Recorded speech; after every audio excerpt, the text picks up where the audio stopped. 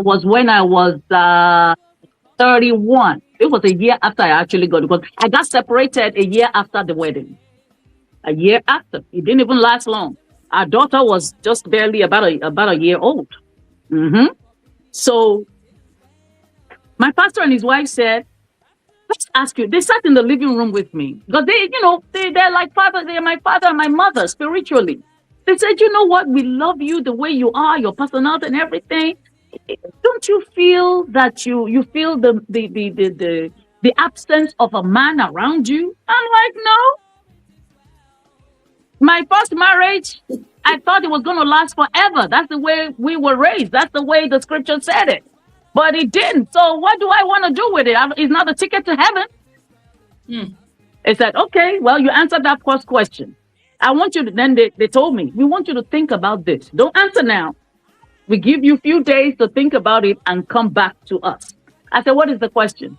He said, do you have, maybe once in a blue moon, you just feel like cuddling a man? You just feel the warmth. You want to have the warmth of a man.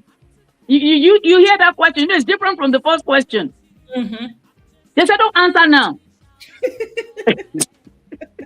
I said, okay, sir. So I thought about it. I said, well, sometimes, hey, I'm an old woman, So I went back to them. I said, well, sometimes, but I just push it away. I get tired. I tire myself all day and I just go to bed and I sleep. That was my own shacking up, was work and take care of my home, myself, my child, work, church, and tired. That's my liquor. All right? And so I told my pastor and his wife, I said, well, I thought about it. Once in I might, like even, they said, well, that's it. You cannot be by yourself. If Paul said it in the scriptures, Apostle Paul, you can be a nun or, not be married if you don't feel for the opposite sex.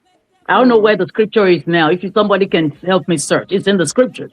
If you have no feeling at all, and it usually happens when you are still a virgin. I wasn't a virgin. I already had a child. You see what I'm saying? If you're a virgin, that's why a lot of nuns and reverend fathers are virgins. They've never tasted it. If you've tasted love making, at least before the marriage, my first marriage got ruined. We enjoyed ourselves some now. So you get. So I tasted that before the bitterness came. So sometimes that memory will come because this brain right here is a store box. So he said, yes, you will remarry. You cannot be a nun now because